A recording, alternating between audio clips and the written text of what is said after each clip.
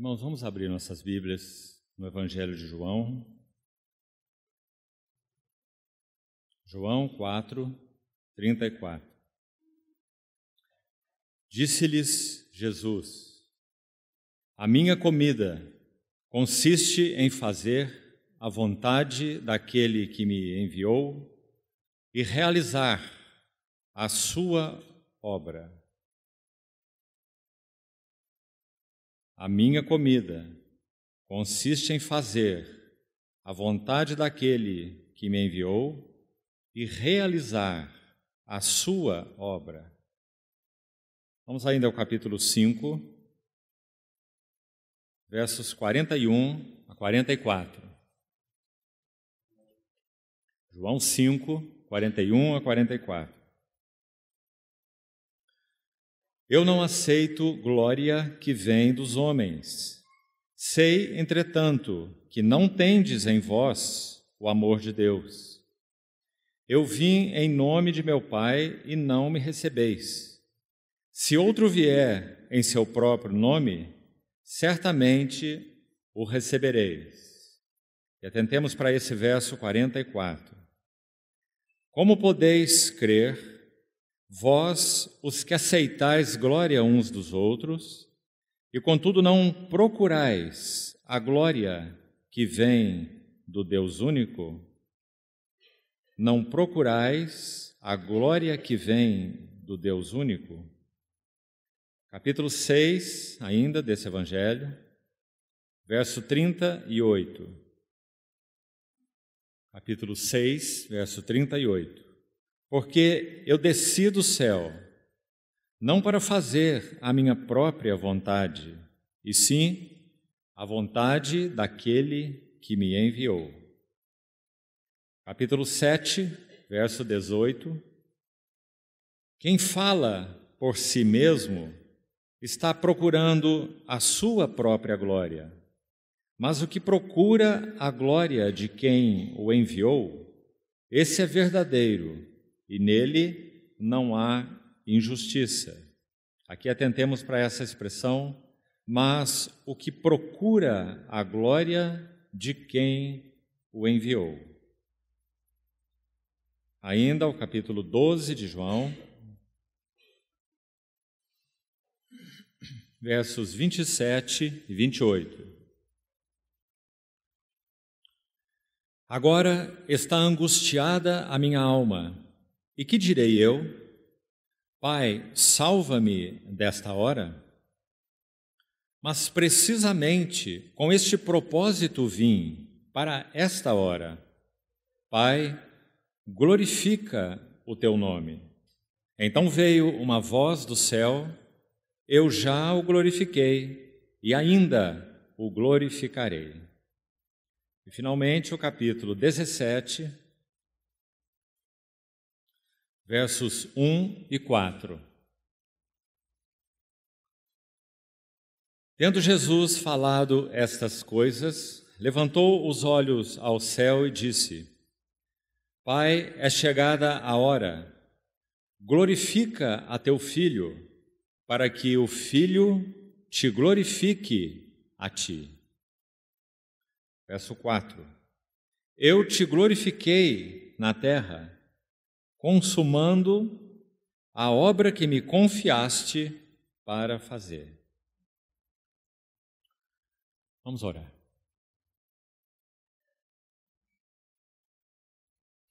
Querido Pai Celestial, somos tão agradecidos porque temos o privilégio santo de nos reunirmos debaixo do nome do Senhor Jesus, teu Filho, por termos tua palavra aberta diante de nós e por termos teu bendito Espírito Santo para interpretá-la aos nossos corações. Te suplicamos, ó bendito Senhor, que pelo teu Espírito realizes a tua obra em nossas vidas nessa noite, por meio da tua santa palavra.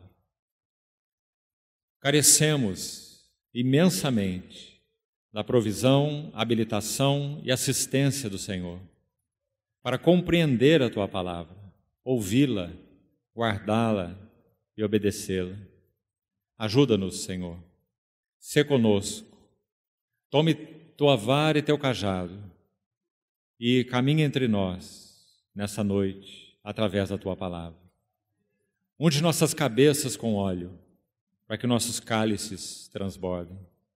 Supremo bispo e pastor de nossas almas, nós dependemos de ti e esperamos toda a provisão de ti para essa noite de comunhão. Oramos no nome precioso do Senhor Jesus. Amém. Queridos irmãos, esses 3 dias de comunhão que teremos na palavra do Senhor, nós iremos abordar um tema só para esses 3 tempos. E o tema é o fardo pela glória de Deus. Nós vamos iniciar com esses textos de João, a vida do próprio Senhor Jesus, porque esse foi o homem, sobretudo, que viveu com este fardo. O Senhor Jesus é o homem que viveu com o fardo, com respeito à glória de Deus. Sabe, queridos irmãos, o pecado causou um estrago tão grande nos nossos corações, que quer de maneira deliberada ou não subconsciente, deliberado ou subconsciente, quer de maneira, então, explícita ou sutil, de alguma forma, no que concerne a nossa natureza humana caída, nós sempre estamos buscando glória. Isso faz parte da natureza humana caída. Isso é um desastre nas nossas relações humanas. Isso é uma chaga na nossa relação com Deus, nos inutiliza com relação a Deus, mas é um fato. E a não ser que isso seja muito claro aos nossos corações, nós não poderemos, e aqui não há nenhum exagero de palavras, não poderemos avançar na nossa jornada cristã e, consequentemente, na nossa estatura espiritual. Então, observe aqui no Evangelho de João o primeiro verso que nós lemos, que foi João 4,34. Nosso Senhor Jesus resume de maneira tão linda sua vida, serviço, obra, motivo do envio do Pai ao Filho à terra, esse versículo tão significativo. A minha comida, aquilo que para mim é o mais básico, o mais essencial, ou consiste em fazer a vontade daquele que me enviou. Então ele conclui assim, realizar, veja essa palavra, a sua obra. Dentre os outros textos que nós lemos, não vamos repeti-los todos, nós vimos também que o Senhor diz assim, como podeis vós crer, vós os que aceitais glória uns dos outros, e não buscais, procurais a glória que vem do Deus único. Também ele disse, aquele que fala por si mesmo, ele está buscando sua própria glória. Mas aquele que fala de acordo com aquele que o enviou, então esse está buscando a glória daquele que o enviou. 3 vezes, podemos dizer, na vida humana do nosso Senhor, uma voz do céu explícita se manifesta a Ele. Você sabe que no Evangelho de Lucas, nós podemos muito clara e evidentemente dividir aquele Evangelho em 3 grandes partes, que se dividem exatamente pelas 2 vozes do céu, os 2 momentos, Lucas 3, Lucas 9, Jordão e Hermon, ou Monte da Transfiguração. Este é meu filho amado em quem me comprazo, aqui no Jordão, este é o meu filho amado, o meu eleito, a ele ouvi, aqui no Hermon. Normalmente esses 2 fatos são bem conhecidos de nós, mas há uma 3ª vez em que a voz do céu é ouvida. E parece que para esse último evento nós não temos ou não prestamos tanta atenção. E foi esse de João 12 que nós citamos aí. João 12, versos 27 e 28. Quando nosso Senhor está falando aí no contexto sobre o grão de trigo que veio à terra para morrer, essa era a obra que ele veio realizar. Isso era para ele a sua comida, fazer a vontade daquele que me enviou, realizar sua obra. e agora ele está ali, digamos, à frente da cruz. Nós já estamos em João 12. Nosso Senhor está aí há 6 dias da cruz. Então ele diz: a minha alma está angustiada. E que direi eu? Pai, salva-me desta hora. Mas precisamente para esta hora eu vim. Então o que ele diz? Pai, glorifica teu nome. Esse foi o homem que viveu com o fardo pela glória de Deus. Então quando ele ora, Pai, glorifica o teu nome. Você reparou o que está escrito aí no verso 28 de João 12? Então uma voz do céu lhe disse. Terceira vez na jornada humana do Senhor Jesus. E o que essa voz diz? Eu já o glorifiquei. Porque aquele era o homem que viveu com o fardo único fardo, era o fardo pela glória de Deus. Então ele ouve do seu Pai, há 6 dias da cruz, eu já o glorifiquei. Glorificou o quê? O próprio nome do Pai. O Senhor disse, Pai, glorifica teu nome. Então o Pai disse, eu já o glorifiquei. Como? Quando? Onde? O Pai já havia glorificado seu nome na vida do Filho, podemos dizer, por 33 anos e meio. E particularmente nesses últimos 3 anos e meio, onde esse homem viveu com um fardo, o fardo pela glória de Deus. Então, que voz profunda ao Filho há 6 dias da cruz. Eu já o glorifiquei. E ainda o glorificarei. O Pai está referindo ao seu próprio nome. Eu já o glorifiquei e ainda o glorificarei. De novo, onde? Quando? Nessa vida preciosa, única, que viveu com um motivo, um alvo, um foco, uma meta, um fardo, a glória do meu Pai. Então, queridos irmãos, que privilégio para nós podermos, nessa primeira noite, não sei se seguiremos com o tema da própria vida do Senhor, vamos seguindo a direção do Senhor, ou iremos para a vida de Paulo, possivelmente, algo sobre Pedro, conforme o Senhor nos conduzir, nos direcionar. Nós vamos ver como esse fardo se manifestou nessas vidas. Claro que teríamos que iniciar, necessariamente, por essa vida única e preciosa, o homem segundo o coração de Deus, nosso Senhor Jesus. Então, os últimos textos que lemos, talvez você ainda tenha a sua Bíblia aberta aí, foi João 17. E quando nós chegamos a João 17, nós temos aí um clímax. Eu estou certo que em outra ocasião mesmo, comentando algo desse capítulo com os irmãos, eu disse que muitos estudiosos desse capítulo são unânimes, de uma forma ou de outra, em dizer o seguinte: João 17 é o santo dos santos da Bíblia. Outro irmão diz assim: quando lemos João 17, nós precisamos tirar nossas sandálias dos pés, porque estamos pisando em uma terra santa. E por que isso? Porque, irmãos, o capítulo 17 de João, onde iremos extrair algumas lições sobre o fardo pela glória de Deus, vamos abordar João 17 assim, dentro desse tema que já citei, esse tema maior, porque ele pode ser abordado de muitas formas. Abordado pela visão do Senhor, o sumo sacerdote, abordado pelo que ele falou aos discípulos, o seu cuidado, digamos, paternal por ele, abordado nas relações que ele faz dos discípulos com ele, dos discípulos com o mundo, muitas abordagens. Esse capítulo é riquíssimo. Nós vamos abordá-lo hoje com este foco, o fardo pela glória de Deus. Então, quando nós chegamos aí, o que nós temos em João 17, porque ele é realmente um santo dos santos da Bíblia. Porque nós vamos conhecer o coração do Pai por meio do Filho em João 17.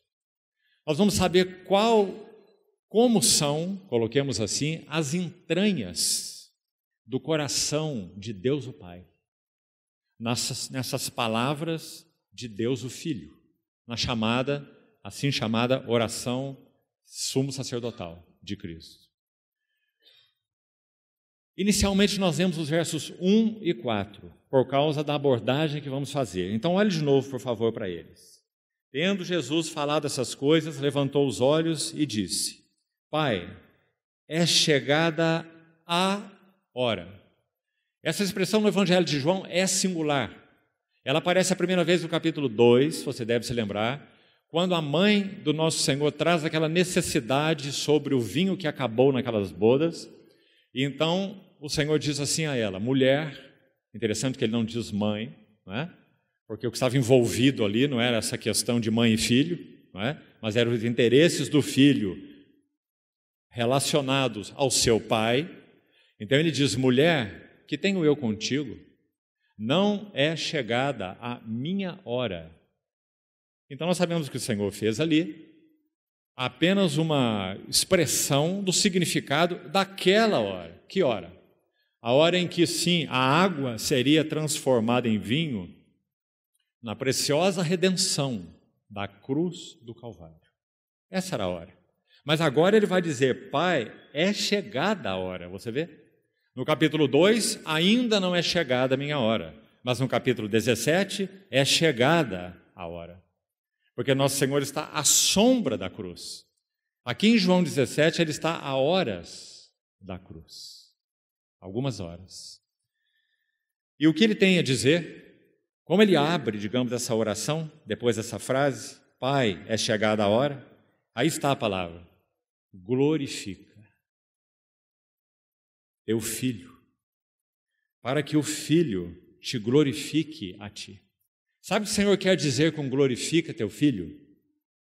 Vamos traduzir essa expressão de outras formas. O Senhor está dizendo: Pai, fortalece teu filho. O Senhor está dizendo: Pai, equipa o teu filho. Pai, concede para o teu filho tudo o que ele precisa para que ele não hesite diante da cruz. O que nós temos depois de João 17? Nós temos João 18. O que nós temos em João 18? Getsemane. O que o Senhor diz no Getsemane 3 vezes? Como ele ora? Pai, se possível for, passa de mim esse cálice. Por causa das implicações do que esse cálice significava.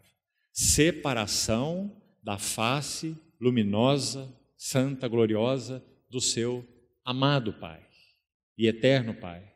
Então, se possível for, passa de mim esse cálice, mas não seja como eu quero, e sim como tu queres.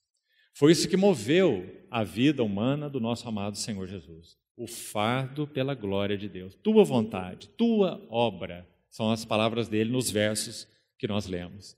Então, quando ele diz, glorifica teu filho, sabe, irmãos, precisamos ser cuidadosos com essas palavras, porque o Senhor não está pedindo ao seu Pai para que ele tenha um novo irmão aqui. Você me entende o que isso significa? Você lembra o que aconteceu no irmão? Ele foi transfigurado diante dos seus 3 discípulos e eles viram sua glória.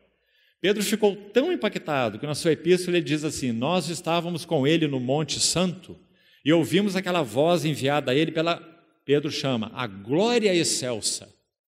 Lhe foi enviada a seguinte voz: este é meu filho amado. Tão impactante foi aquela cena de glória.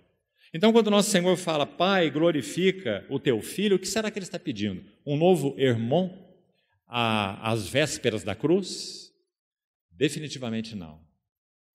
Nosso Senhor está pedindo para ser fortalecido, sustentado, equipado, para que essa horrível hora seja enfrentada sem recuo, sem hesitação. Não seja a minha vontade, mas sim tua vontade. Então glorifica teu filho, para que, você vê? O filho te glorifique a ti. Equipa, fortalece, sustenta o teu filho. Podemos dizer assim, do contrário, como teu filho glorificará a ti. Esse é o sentido da oração do Senhor. Maravilhosa, porque mostra que o nosso Senhor Jesus não foi, em hipótese nenhuma, um super-homem. Graças a Deus, porque super-homem não podia nos salvar. Nós não somos super-homens, nós somos só homens, fracos, vulneráveis, sujeitos a toda sorte de tentações, e assim foi o nosso Senhor. Fraco, vulnerável e sujeito a toda sorte de tentações. Ou não? O que o livro de Hebreus diz? Tentado em todas as coisas, à nossa semelhança, mas sem pecado. Graças ao Senhor. Então, amados irmãos, explicando um pouquinho sobre o verso 4, nós já vamos fazer uma divisão desse capítulo nesta abordagem que já mencionamos. O fardo do Senhor pela glória de Deus. O verso 4, então, que também lemos, ele diz assim: eu te glorifiquei. Muito interessante ele ter colocado no passado, porque se a obra que ele veio realizar, ou a hora que ele menciona nesse evangelho, definitivamente é a cruz, então ele ainda não realizou a obra. Ele não está na cruz. Mas como ele coloca esse verbo no passado? Eu te glorifiquei. Não só isso, ele diz, eu te glorifiquei na terra consumando. Nós podemos dizer, mas também não era ainda o fato. Porque na cruz, ele diz, aliás, as palavras são as mesmas, na língua original, o consumando aí é a mesma raiz e base da palavra de João 19:30, quando nosso Senhor na cruz disse o quê? Está consumado. Não é? O tetelestai, a mesma raiz. Então, em João 17, ele antecipa a certeza, a convicção que ele tinha no seu coração de que essa era a obra para a qual ele veio realizar. Então ele coloca isso no passado. Ele diz, eu te glorifiquei na terra e consumei, ou consumando a obra que me confiaste para fazer. Não era multiplicar pães, não era curar demônios, não era restaurar saúde de coxos, curar cegos, não era essa a obra. Isso fazia parte da demonstração de quem ele era como filho de Deus, o rei, não é? A autoridade do seu reino, do seu governo, mas não era a obra estava por vir, era a cruz. Mas aqui no verso 4, maravilhosamente, ele põe no passado. Eu te glorifiquei na terra consumando a obra que me enviaste para fazer. É a cruz, amados irmãos. E aí está o Senhor usando essa expressão de novo. Glorifiquei na terra. Então, o que faremos a partir daqui? Algumas palavras ainda sobre João 17 no seu sentido mais amplo. Significado de João 17. Preste atenção. Primeira coisa, olhe o alvo dessa intercessão. Nosso Senhor roga pelos discípulos o tempo todo nessa oração, a glória de Deus no próprio Deus, o seu Pai, buscando a glória do seu Pai, a glória de Deus no seu Filho, glorifica o teu Filho, como nós vimos, e a glória de Deus nos discípulos, naqueles que o Senhor lhes deu. Glória no Pai, glória no Filho, glória nos discípulos. Então, veja o foco, o alvo dessa intercessão. Olha o verso 9 desse capítulo. É por eles. Irmãos, quando nós estamos no Santo dos Santos da Bíblia, como é chamado por muitos, olha o que nós escutamos. Você sabe que quando o sumo sacerdote entrava no Santo dos Santos, no dia da expiação, uma vez ao ano, ninguém escutava nada. Ele tinha aquelas campainhas nas orlas das suas vestes para que, se de alguma forma ele morresse no Santo dos Santos por ter feito algo de alguma maneira inadequada, ele fosse puxado de lá com uma corda, porque ninguém poderia entrar lá para tirá-lo de lá. Porque a Shekinah, da glória de Deus, estava lá. Então, aquele era um dia, para quem ficava de fora, completamente oculto. Ninguém sabia o que acontecia lá dentro, ninguém via a glória, a não ser o sumo sacerdote. Ninguém ouvia nenhuma oração, nenhuma palavra, nada. Porque digamos que Deus sai do Sinai naquela revelação tremenda daquele monte, né? A santidade de Deus no Sinai, o povo não chega nem perto, apenas Moisés sobe lá, e depois aquela glória sai dali, podemos assim dizer, e vai para um quarto fechado no meio do povo, o Santo dos Santos. Por quê? Porque Deus não quer se dar ao seu povo, Deus não quer comunhão com o seu povo, não é por causa de Deus, é por causa do povo. Deus é luz e não há nele treva nenhuma. Se fôssemos fazer uma declaração paralela com relação a nós, teríamos que dizer, nós somos trevas e não há em nós luz nenhuma. Então Deus teve que se trancar no quartinho secreto, onde somente o sumo sacerdote entrava. E como eu disse, nada era ouvido. Agora faça esse contraste, quando você lê João 17. Agora nós temos não temos Arão aí e nem um filho de Arão. Na genealogia dos sumos sacerdotes, nós temos o sumo sacerdote. Nós temos o verdadeiro Arão. E agora ele entra onde, podemos assim dizer, nesse capítulo? Ele entra no Santo dos Santos, espiritualmente falando. E nós vamos ouvir uma longa oração. Será que nós temos entendido esse capítulo assim? O povo de Israel não ouvia nada. E se ouvisse, ouviriam de alguém que era apenas sombra do verdadeiro sumo sacerdote.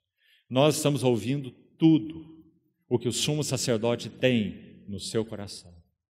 Com relação à glória de Deus, seu Pai, com relação à glória dele mesmo como Filho do Deus glorioso, com relação à glória da obra que ele veio para realizar, da qual nós somos e seremos eternamente devedores, e da glória do Pai e do Filho nos filhos, nos discípulos. Então, amados irmãos, que texto maravilhoso. Então, é por eles, voltando ao verso 9, é por eles que eu rogo. Não rogo pelo mundo, mas por aqueles que me deste, porque são teus. Lemos um versículo só, apenas o versículo 9. Ele não enche o nosso coração de gozo celestial?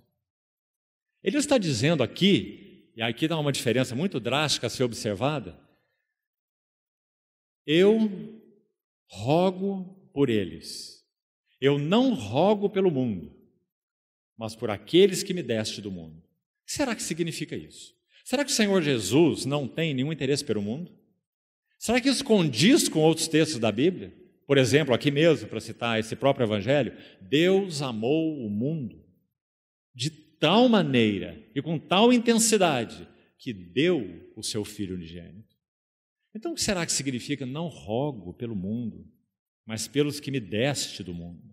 Precisamos entender isso muito bem, amados irmãos. Nosso Senhor Jesus, escute com atenção, Ele é o Salvador para todo mundo, para toda a humanidade, mas Ele é o intercessor apenas da igreja. E esse é o nosso mais elevado privilégio. Para colocar em outras palavras, o livro de Hebreus não é para o mundo. O livro de Hebreus é para a igreja.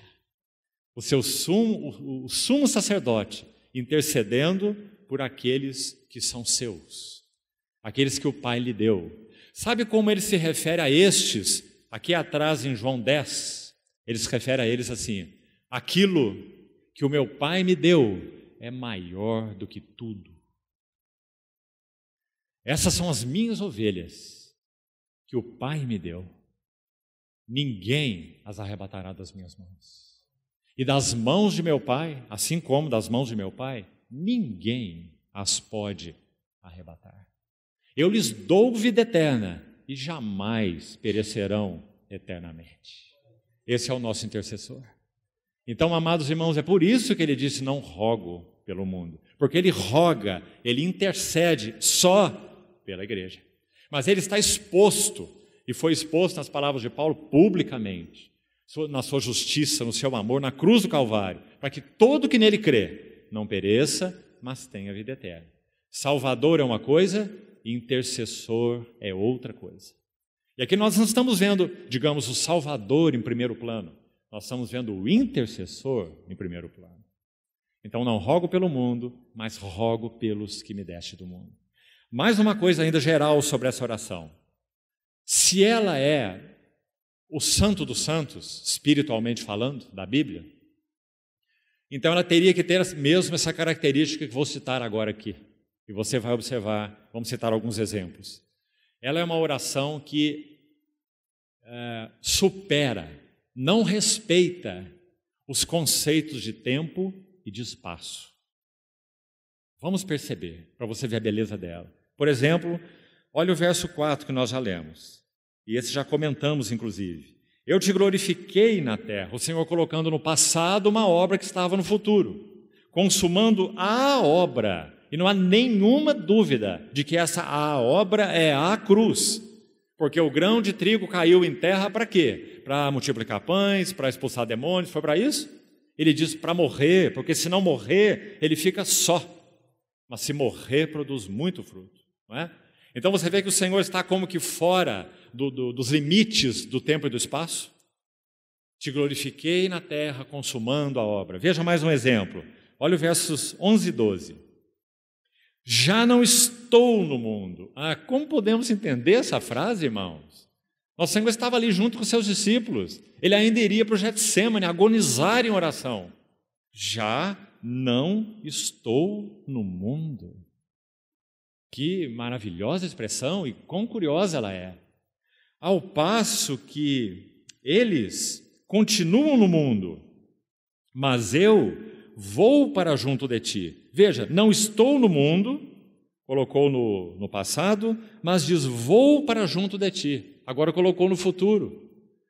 Você vê que é uma oração que não tem limites de tempo e espaço, porque, digamos, a esfera dessa oração é espiritual, celestial.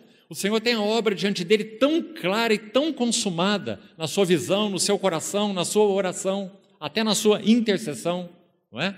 Ele olha para a sua posição atual como aquele que está a horas da cruz e diz assim, eu já não estou no mundo. Aliás, amados irmãos, vamos seguir um pouquinho para entendermos alguma coisa a mais. Já voltamos. Verso 11. Pai Santo, guarda-os em teu nome que me deste, para que sejam um assim como nós. Verso 12. Quando eu estava com eles, mas ele ainda está. E ainda estará ali no Getsêmani, quando ele será preso, né? E aí sim, apartado dos seus discípulos. Mas você vê como ele já ora aqui? Então podemos dizer sim que é uma oração que sugere uma esfera fora do tempo e fora do espaço.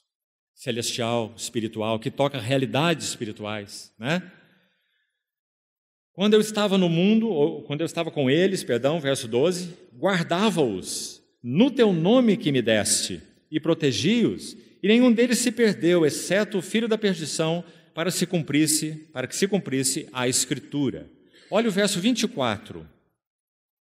Pai, a minha vontade é que onde eu estou, estejam também comigo os que me deste, para que vejam a minha glória.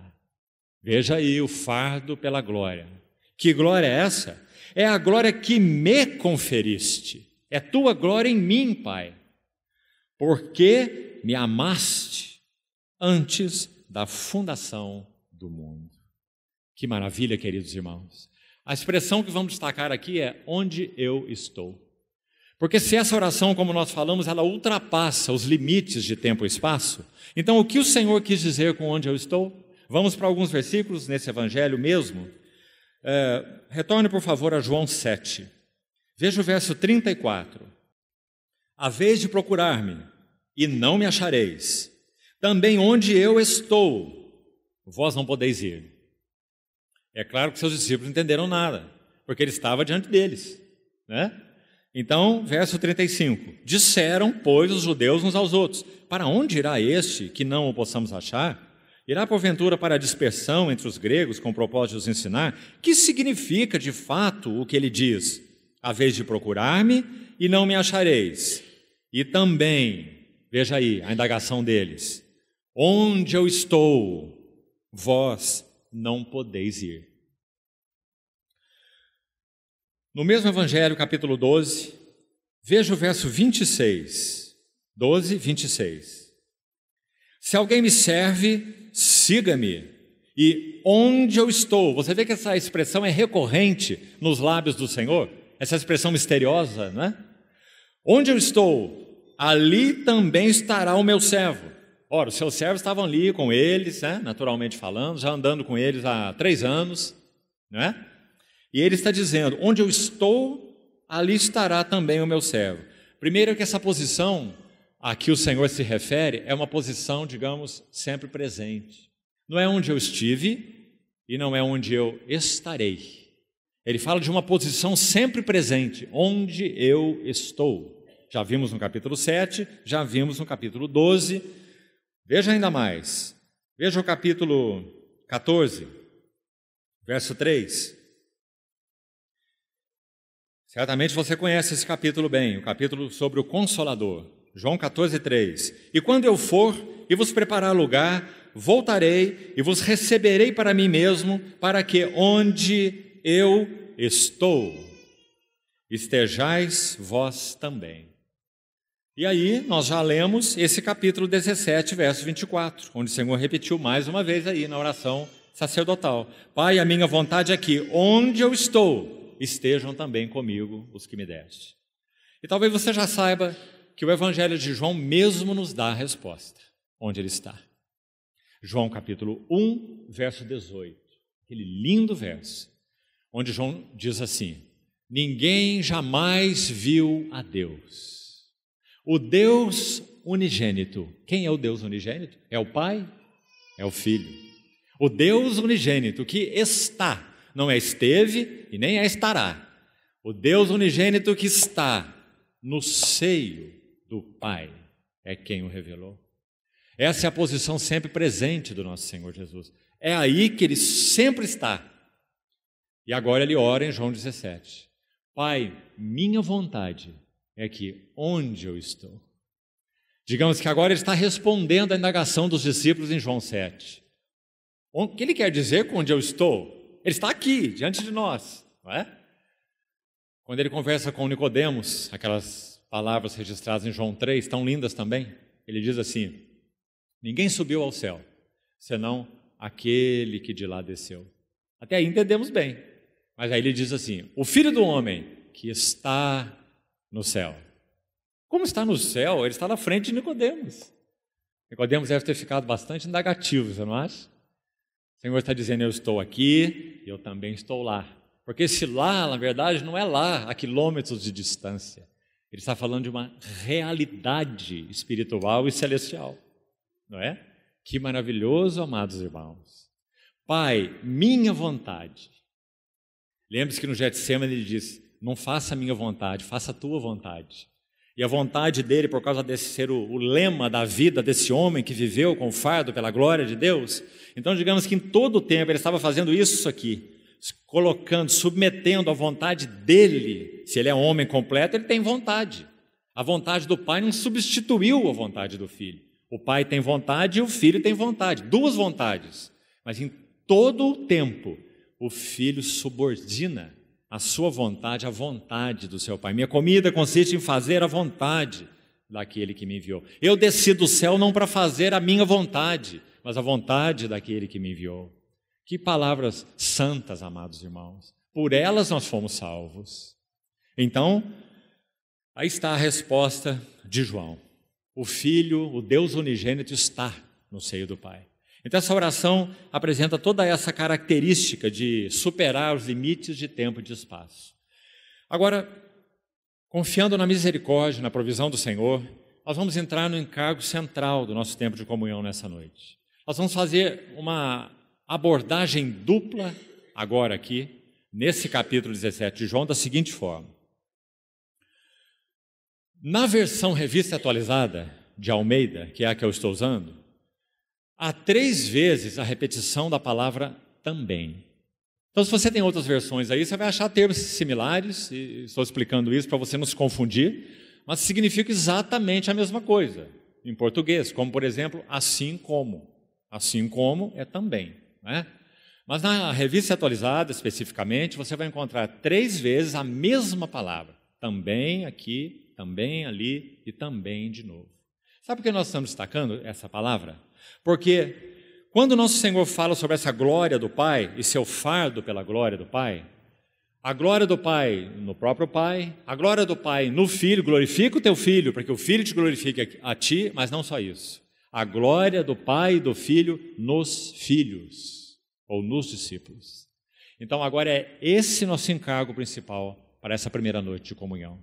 Vamos ver o que significa isso, essa glória do Pai e do Filho nos filhos. Vamos colocar isso de outra maneira. Vamos ver qual é a correspondência, essa seria uma boa palavra, correspondência entre Cristo e a igreja, ou entre Cristo e os seus discípulos. O que é verdadeiro sobre Cristo sendo verdadeiro na mesma intensidade para os seus discípulos. para aqueles que foram chamados por Ele, dados a Ele pelo Pai, santificados por Ele, também é a palavra-chave. Então vamos examinar essa expressão. João, então, capítulo 17, todos os textos serão aí, capítulo 17, verso 16. Vamos à primeira expressão dessa palavra. Verso 16. Eles não são do mundo, como também eu não sou. Antes de explicar um pouco esse versículo aqui, vamos compreender ainda o seguinte. As três correspondências que vamos ver agora, que tocam essa glória do Pai e glória do Filho nos filhos ou na igreja, nós, os que pertencem ao Senhor, elas têm a ver com a glória do nosso chamamento. Cada uma das três expressões abrem algo da glória do nosso chamamento. Então voltemos ao primeiro versículo, capítulo 16, verso 16. Eles não são do mundo, como também eu não sou. Irmãos, palavras que têm que ser escritas com fogo nos nossos corações. O que o Senhor quis dizer com essas palavras? Coloquemos assim, a glória de uma sublime separação. Nunca, querido irmão, permita que isso se perca no teu coração. Posso até ousar dizer o seguinte, é aqui que começa a nossa vida cristã. Não dá para falar em santificação posterior, iluminação, revelação, aumento da estatura espiritual, serviço, por exemplo, ministério, nada, nenhum tema, se nós não começamos por aqui. A glória da nossa sublime separação. Amados irmãos, quando o povo de Deus passa duas águas, Mar Vermelho e Jordão, não vamos ter tempo para entrar em detalhes, mas escute, nas duas vezes você vai encontrar um fato repetitivo. Primeiro, na primeira ocasião, quando passaram o Mar Vermelho, lembre-se, uma separação absoluta. Não haveria um caminho de volta para o Egito, não existe. O mar se fechou, lá estava o faraó, os seus exércitos, separação e ponto final. Digamos que eles tinham só um bilhete de ida nessa viagem, né? Não tinham um bilhete de volta. Porque essa separação tremenda, tipificada pelo Mar Vermelho, Paulo explica em Coríntios 10 que fala do nosso batismo em nome do nosso Senhor Jesus, né? Ou em nome do Pai, do Filho e do Espírito, em última análise significa a mesma coisa. Quando nós fomos separados, demos o testemunho da nossa santa, eterna e sublime separação. Somos dele, somos para ele. Então, esse versículo 16 fala dessa glória de uma sublime separação. Agora, vamos ao verso, de maneira bem rápida. Eles não são do mundo. E a próxima frase, como também eu não sou. Aqui nós precisamos de uma pergunta, respondida de novo no próprio Evangelho de João. Quanto do mundo há no coração de Jesus? Qual seria a nossa resposta? Usando o próprio Evangelho de João, teria que ser nada.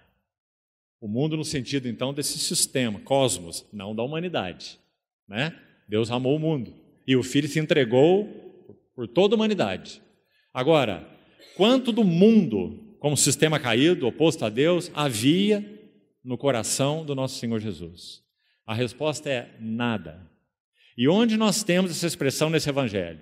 Em João 14, o capítulo do Consolador, João 14, verso 30, nosso Senhor diz assim, aí vem o príncipe do mundo, e ele nada tem em mim. Queridos irmãos, na vida do Senhor Jesus, o inimigo de Deus, o príncipe do mundo, ele está se referindo ao diabo, Satanás. Digamos que ele teria que passar fome. Na vida, no coração do nosso Senhor Jesus, na vida humana do nosso Senhor Jesus, o inimigo não tinha nenhum alimento, nada. Não tinha inveja, não tinha carne em ação em nenhum aspecto, não tinha egocentrismo, não tinha ciúmes, não tinha maus pensamentos, não tinha motivações impuras. Aí vem o príncipe do mundo e ele nada tem em mim. Bom, isso não nos admira, porque ele é o Verbo encarnado de Deus. O Verbo que se fez carne e habitou entre nós. Agora, quando nós escutamos esse homem no Santo dos Santos orando assim, isso nos impacta. Porque agora ele está falando sobre nós.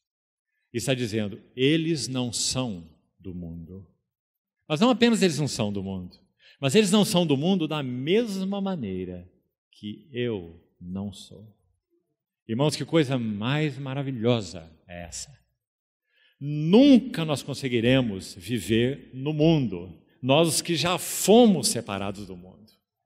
Tente viver no mundo, não tente não, isso é só uma força de expressão. Tente viver no mundo e você vai ver o que vai acontecer.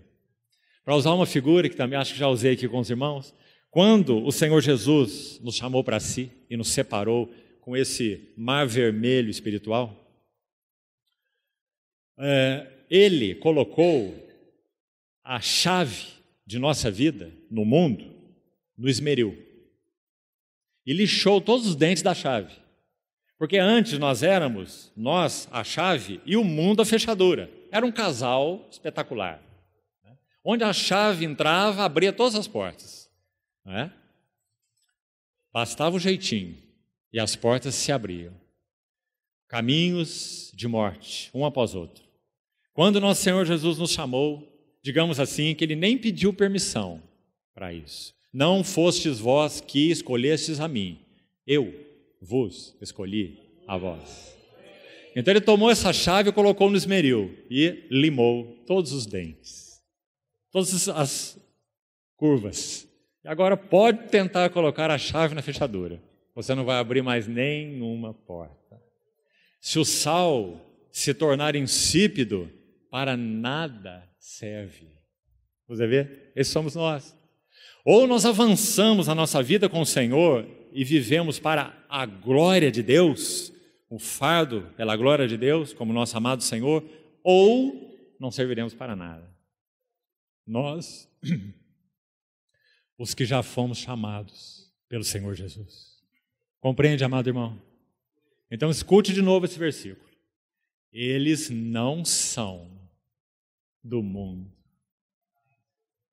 como também eu não sou. Não é maravilhoso, irmão? Quantas vezes nós lemos esse versículo e passamos tão rápido por essas palavras maravilhosas, não é? Então aí está a glória de uma sublime separação. Então eu estava falando, e acabou que não completei, né? Sobre as duas águas. Quando eles passaram o Mar Vermelho, quando eles passaram o Jordão, em última análise, o Senhor orientou os líderes, Moisés lá, Josué aqui, a dizer para o povo o seguinte: o cordeiro foi morto lá no Egito antes de passarem o Mar Vermelho. E eles deveriam comer a carne e celebrar isso todos os anos. Você sabe muito bem. Então, é dito lá no livro de Êxodo: quando vossos filhos vos perguntarem o que é isso, o que eles diriam aos filhos? O Deus dos hebreus veio até nós quando nós estávamos em escravidão, debaixo dos exatores no Egito, e com mão forte nos tirou de lá, o sangue foi derramado. Por isso nós comemos a Páscoa e celebramos. Memória de uma sublime separação, definitiva. Não mais Egito para sempre. E o Jordão? Tirariam 12 pedras do fundo do leito do rio, não é? E colocariam na margem do rio e edificariam um altar. E outro altar dentro mesmo, no fundo do leito do rio. Um altar lá no fundo e um altar lá na margem, correspondentes. Poder da sua morte e o poder da sua ressurreição.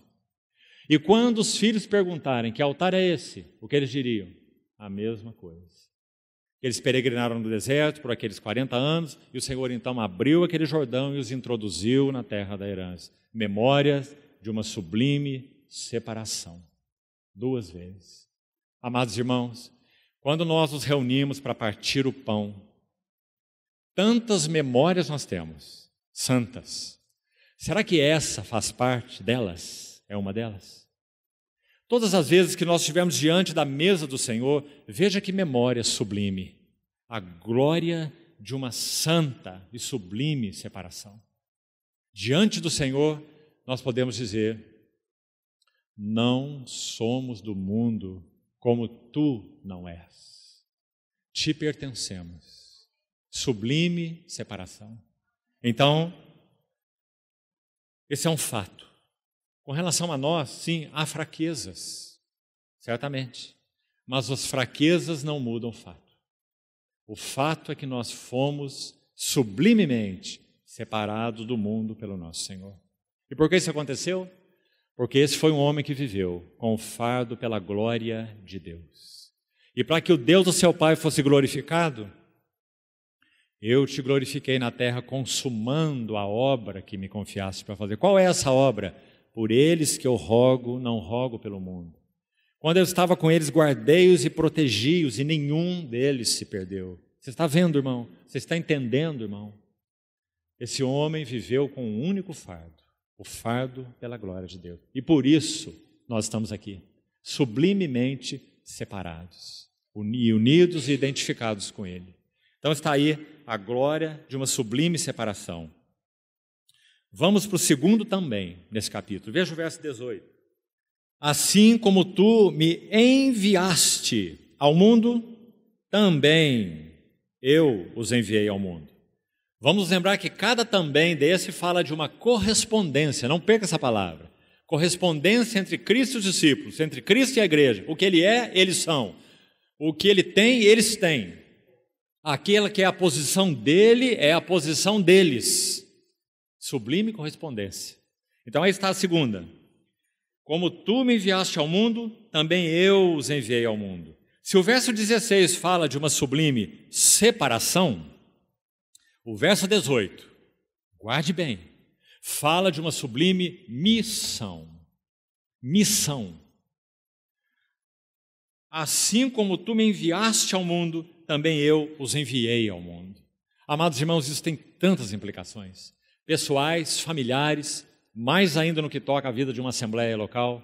Para que somos nós? Para que é a nossa vida? Vida pessoal, vida conjugal, vida familiar, a vida de uma assembleia do Senhor, para que é? Aí está a resposta nesse verso 18. Vamos colocar assim: nós temos vidas, famílias e assembleias missionárias. Missionárias.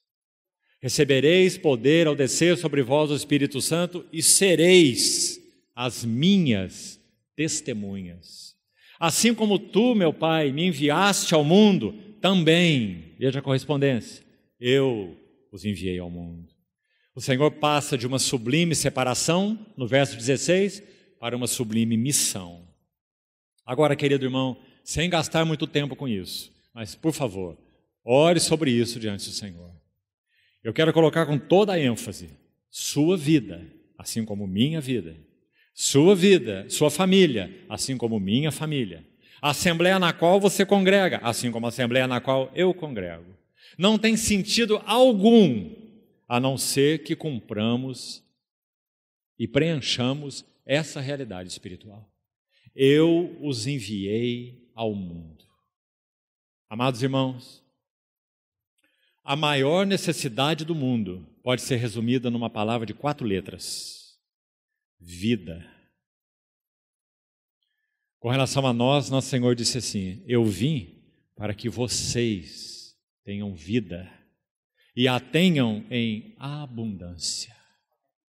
Nós somos famílias missionárias. Nós somos assembleias missionárias. Porque o Senhor realizou sobre nós uma sublime separação, então Ele nos incluiu numa sublime missão.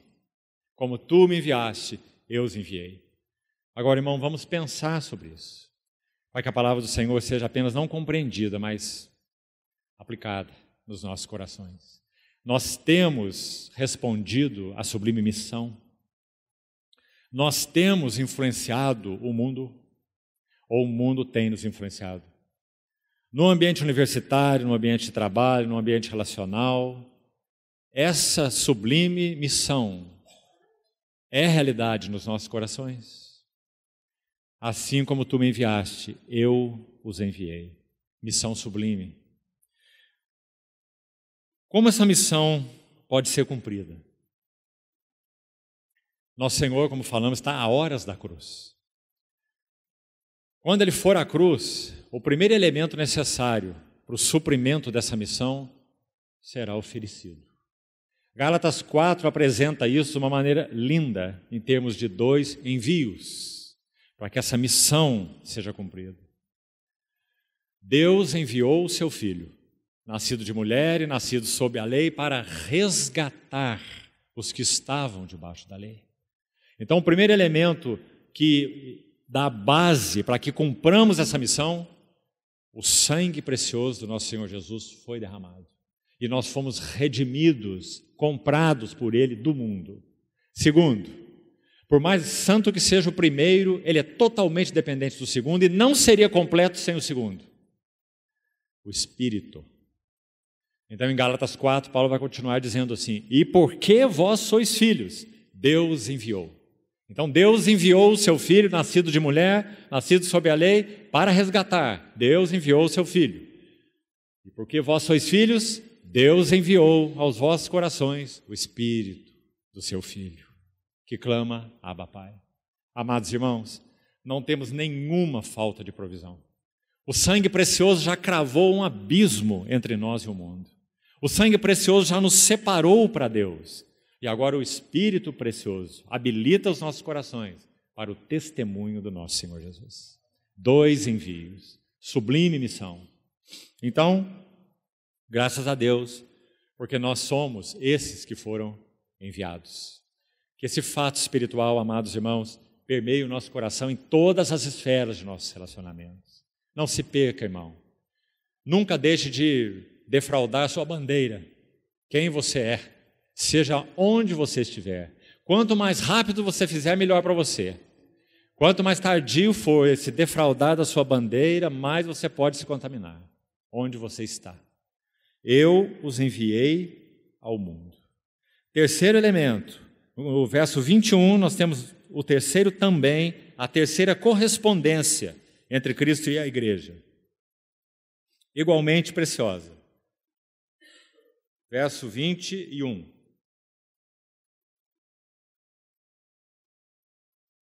A fim de que todos sejam um. Todos quem? Todos os que estavam ali com ele, que foram entregues ao cuidado dele. 11, se nós excluirmos aí o filho da perdição, como ele chama, Judas. E mais, segundo o verso 20, todos aqueles que vierem a crer em mim por intermédio da sua palavra. Como nós falávamos, nós estamos vendo o verdadeiro sumo sacerdote orar, né? Não uma figura dele, não um Arão qualquer. Nós estamos vendo o sumo sacerdote não apenas orar pelos 11. Nós o estamos ouvindo orar por nós. Todos aqueles que vierem a crer em mim. Amados irmãos, nenhuma só palavra de oração do sumo sacerdote deixou não só de ser ouvida, mas de ser atendida e estabelecida nos céus diante de Deus o Pai. É por isso que Hebreus 7:25 diz assim: Ele pode salvar totalmente os que por Ele, Cristo, se chegam a Deus, porque Ele, Cristo de novo, vive sempre para interceder por eles. Esse é o nosso Senhor. E nessa posição Ele está, e desta posição ninguém o retirará. Amados irmãos, esse é o nosso intercessor. Agora então no verso 21, nós temos, a fim de que todos sejam um, e como és tu, ó Pai, em mim, e eu sou em ti, então nós temos esse terceiro maravilhoso também sejam eles em nós. Então acho que para entender esse versículo nos ajuda também algumas perguntas. A primeira é, como é o Pai no Filho e o Filho no Pai? Porque o Senhor partiu daí, não foi? Como és tu em mim? Como eu sou em ti? Também, a correspondência, sejam eles em nós. Não há outra palavra que podemos usar aqui, é só uma, para responder essa pergunta. Como é o Pai no Filho? A resposta é pleno. Porque nele, no Filho, habita corporalmente toda a plenitude da divindade. Colossenses. E também aprouve a Deus que nele residisse toda a plenitude. Como o Pai é no Filho? Pleno. Como o Filho é no Pai, pleno. Então, irmãos amados, o Senhor nesse verso 21 está usando esse também para falar sobre uma glória, sobre a glória de uma sublime comunhão. Então aí estão os três também. Sublime separação, verso 16. Sublime missão, verso 18. E finalmente, verso 21, sublime comunhão. Glória de uma separação, glória de uma missão, glória de uma comunhão. Amados irmãos, nós estamos completos. Não é por menos que Paulo diz em Colossenses 2,10 assim, nele sois ou estáis aperfeiçoados. Uma tradução alternativa daquele verso seria, nele vós estáis perfeitos, ou nele vós estáis plenos, plenos. Porque nosso Senhor Jesus orou ao seu Pai, ainda em carne, poucas horas antes da cruz, com este foco. E você acha que ele não foi ouvido? Ou que a obra que ele realizou não incluiu isso que ele pediu? É claro que incluiu, porque ele vai dizer, está tudo consumado. Isso significa, Pai, como tu és em mim, Pai, como eu sou em ti, agora eles são em nós. Queridos irmãos, essa é nossa sublime posição. Fomos chamados para essa santa comunhão. Então esse é o terceiro também, a terceira correspondência. Eu em ti, tu em mim, eles em nós. Sublime comunhão. Agora, para concluirmos, no próprio capítulo, veja quão rico é esse capítulo. Quais foram as provisões que o Senhor nos enuncia nessa oração maravilhosa para que a separação, a missão e a comunhão sejam uma realidade sublime para nós? Ele realizou uma obra completa para que isso fosse verdade. Já fomos separados, já fomos comissionados, não é? E já estamos nessa santa comunhão. Agora, como viveremos na experiência e no testemunho dessas realidades? Que nós somos os separados, que nós somos os comissionados, que nós somos aqueles que vivem na comunhão.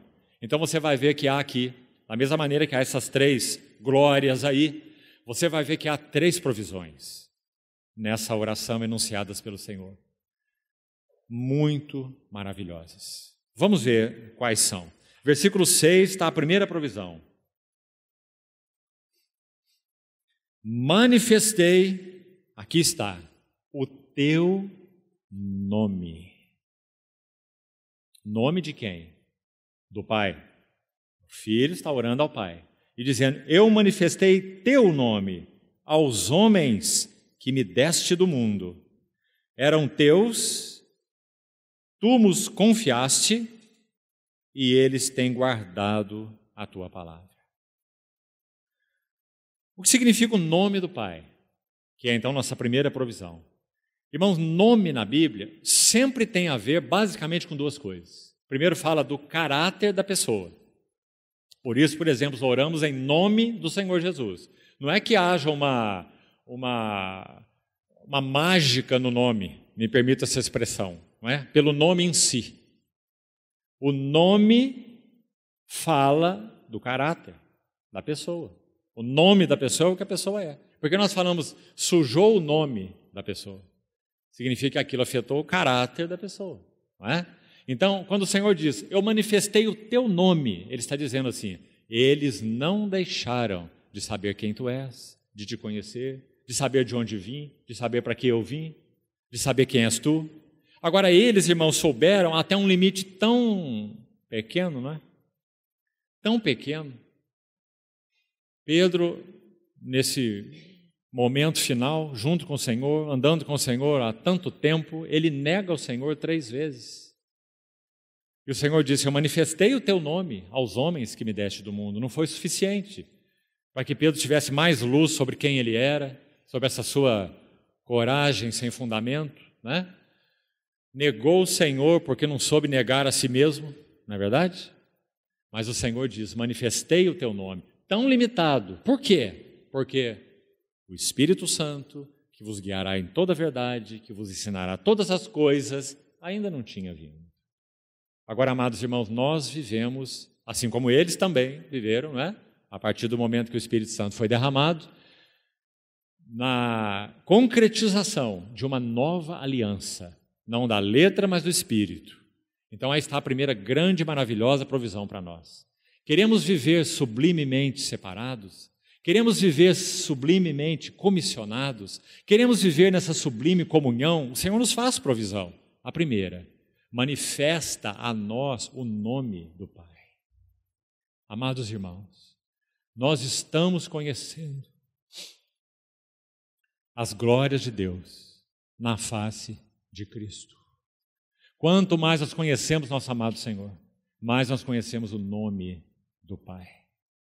Queridos irmãos, não há nada que traga mais segurança, mais fundamento, mais alegria, mais descanso no nosso coração do que conhecer o nome do Pai.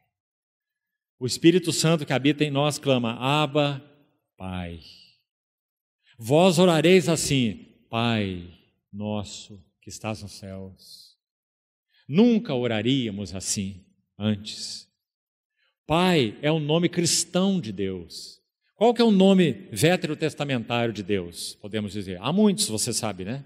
A El, a Elohim, a Adonai, há vários, El Shaddai. Mas qual é o nome por excelência?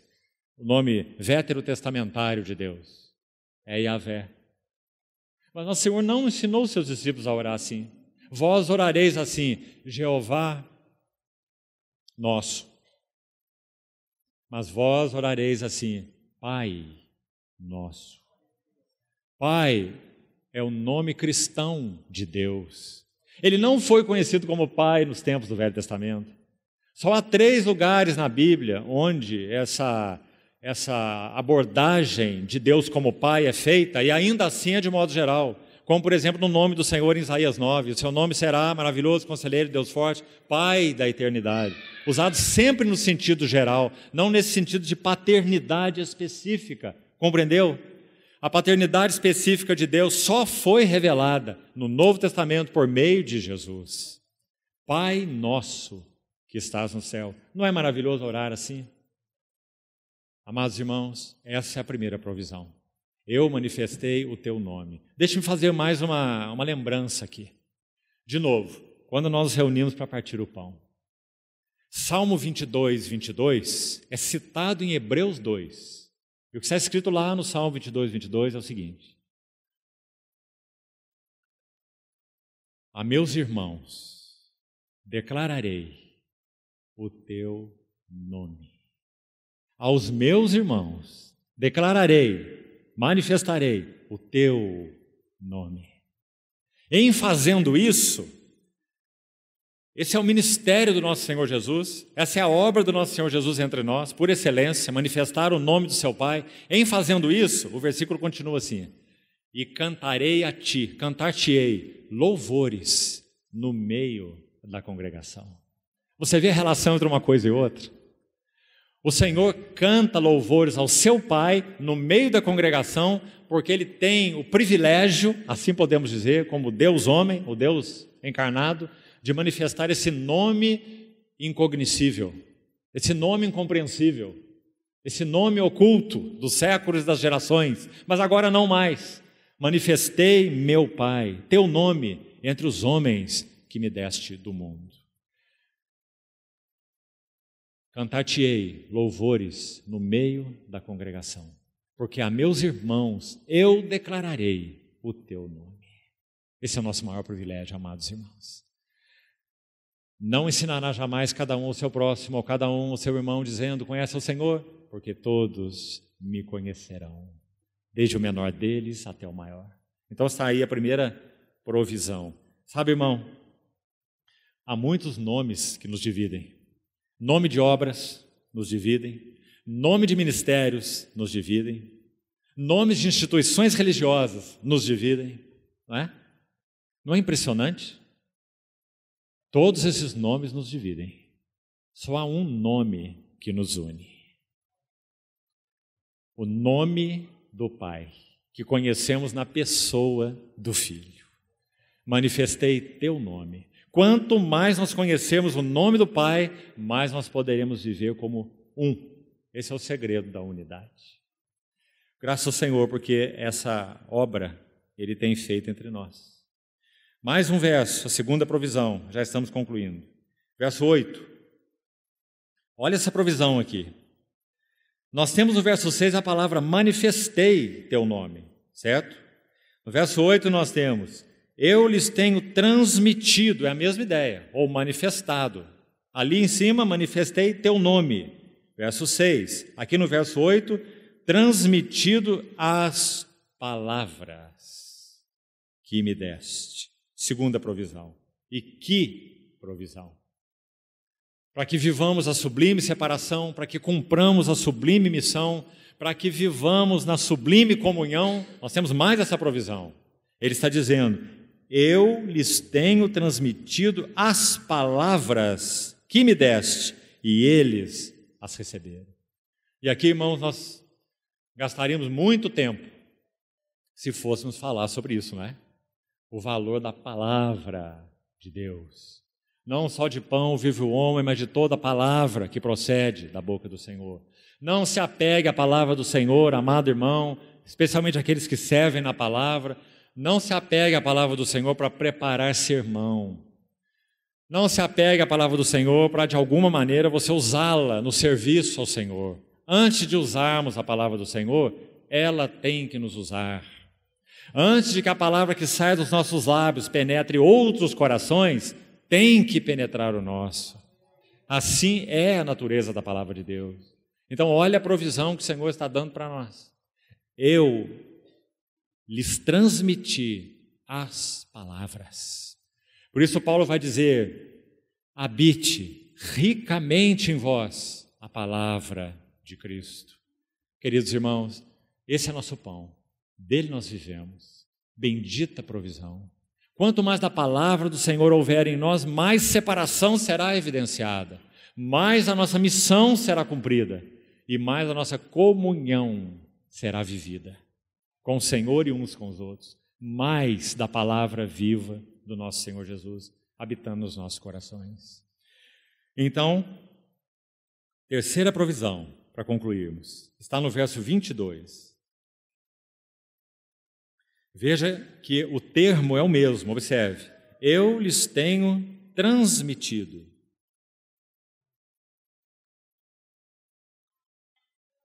Se ali então no verso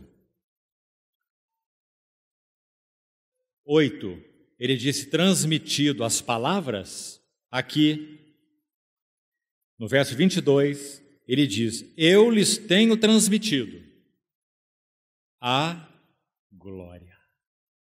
Terceira provisão, o nome de Deus, as palavras de Deus, a glória de Deus. Será que nós carecemos de mais provisão? Manifestei teu nome, transmiti tuas palavras e revelei a tua glória. Essas são as nossas provisões. Como nós falamos da mesma maneira com relação à palavra, é verdadeiro com relação à glória. Teríamos que gastar muito tempo aqui, gastaremos nas outras reuniões, né? Nosso tópico é esse, nosso tema maior, o fardo pela glória de Deus. O que isso significa? Quando Paulo escreve aos Coríntios, segundo aos Coríntios 4, ele diz assim, foi Deus que disse, de trevas, esse éramos nós. Paulo faz uma comparação entre nós e o Gênesis. Havia trevas na face do abismo, mas o Espírito de Deus pairava sobre as faces das águas. E disse Deus, então ele vai dizer em Coríntios, foi Deus que disse, haja luz e houve luz. Assim foi conosco, assim foi na nossa experiência. Para quê? E Ele mesmo resplandeceu nos nossos corações. Para quê? Para iluminação do conhecimento da glória de Deus na face de Cristo. Para isso nós fomos chamados. Essa é a nossa sublime ocupação. Queridos irmãos, eu permito aqui um parênteses muito rápido. Nós tínhamos há 8, 10 anos para trás uma carência absoluta de, por exemplo, livros cristãos de peso que nos ajudassem na contemplação da glória da humanidade do nosso Senhor Jesus. Basicamente não tínhamos nada, tinha uma coisinha ou outra ali, aqui ou ali. Hoje, nós temos pelo menos 3 obras. Eu vou citá-las aqui para os irmãos, que você deveria se debruçar sobre elas. Primeiro, que elas são deliciosas de serem lidas, a primeira coisa. A segunda coisa é que você vai se derramar diante do Senhor lendo essas obras. A terceira coisa é que você vai ser compungido pelo Senhor ao ler essas obras, porque elas estão carregadas da palavra de Deus. Não são apenas livros para instruir a tua cabeça. E todas elas falam disso que nós citamos em 2 Coríntios 4:6. A iluminação do conhecimento da glória de Deus, mas na face de Cristo. A humanidade gloriosa do nosso Senhor Jesus, o que Ele é como homem, como Deus homem, particularmente como homem. A primeira obra, talvez essa você conheça, A Vida do Senhor Jesus, de Stephen Kong, editado pelos nossos queridos irmãos da Edições Tesouro Aberto. A Vida do Senhor Jesus, Stephen Kong. A segunda obra, editada pelos nossos irmãos de Londrina, se chama O Incomparável Cristo, de Oswald Sanders. Uma obra maravilhosa, é um clássico cristão. E uma terceira obra, que se chama Cristo Jesus, Homem. É um livro muito especial, porque ele vai nos introduzir em meditações sobre a humanidade de Cristo. E o autor se chama Bruce Ware. Se eu não me engano, é a editora Fiel, para facilitar a sua busca. Cristo Jesus, Homem. A Vida do Senhor Jesus, o Incomparável Cristo e Cristo Jesus, Homem. Não deixe de meditar. Não apenas ler, estudar, isso também, mas meditar nessas obras aos pés do Senhor. O conhecimento da glória de Deus na face de Cristo. Então, concluindo esse verso, eu lhes tenho transmitido a glória que me tens dado, para que sejam um como nós o somos. Eu neles e tu em mim, para que sejam aperfeiçoados na unidade, para que o mundo conheça que tu me enviaste e os amaste como também amaste a mim. E repetindo o verso que já lemos, 24.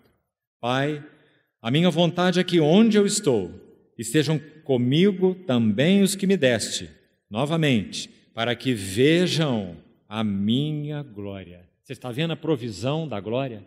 Não apenas o nome do Pai, as palavras do Pai, mas a glória do Pai no Filho. Para que vejam minha glória, glória que me conferiste porque me amaste antes da fundação do mundo.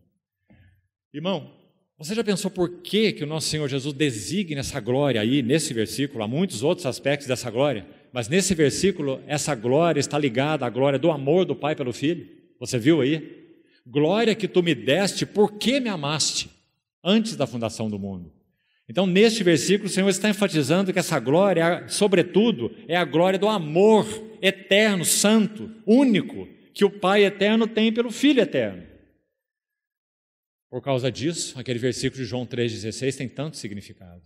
Deus amou o mundo de tal maneira que deu o seu Filho. Porque, na verdade, de tal maneira, Ele ama é o seu Filho. Como nós lemos aí nesse verso. Glória que me conferiste porque me amaste antes da fundação do mundo. A implicação e a conclusão é a seguinte: quanto mais nós conhecermos da glória de Deus na face de Cristo, mais nós seremos introduzidos nessa glória do amor de Deus. Porque, sobretudo, essa glória é a glória do amor de Deus, do Pai pelo Filho. Agora, amado irmão, pergunte para você mesmo: que tipo de testemunho nós cristãos podemos dar afora isso que acabamos de dizer? Nosso Senhor chegou a dizer assim: amai-vos uns aos outros, e é nisto que conhecerão todos que sois os meus discípulos. Não é, vocês são ortodoxos, vocês têm a melhor teologia, vocês são disciplinados, vocês são comprometidos, seja lá o que for, vocês são carismáticos. Nada disso. Nisto conhecerão todos que sois meus, se tiverdes amor uns para com os outros. Glória que me conferiste, porque me amaste antes da fundação do mundo. Então, esta é uma boa pergunta. Na sua frequência às reuniões, no seu estudo da palavra, no partir do pão, nas orações, você tem sido introduzido no amor de Deus? Ou você tem sido introduzido só na Bíblia, quem sabe? Só na teologia? Só na vida eclesiástica? Glória que me conferiste porque me amaste, antes da fundação do mundo. Benditas provisões que o Senhor nos concedeu. Senhor, então permitir, amanhã seguimos com esse mesmo tópico e vamos buscar a direção do Senhor para onde vamos. Pode ser que vamos um pouco sobre a vida de Paulo. Como esse homem, como nós, viveu, experimentou esse fardo pela glória de Deus e o que isso significou na vida dele. O Senhor continue falando, queridos irmãos, ao nosso coração. Vamos orar.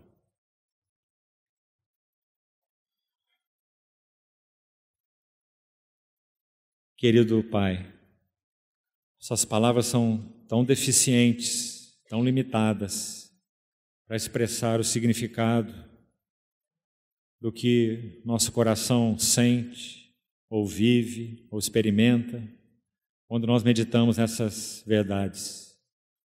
Muito obrigado, Senhor, muito obrigado, porque o Senhor nos introduziu no amor do Teu Pai. Teu Pai era unicamente Teu, mas agora Teu Pai é nosso Pai. O amor do Teu Pai era só para Ti, mas agora também Ele é para nós.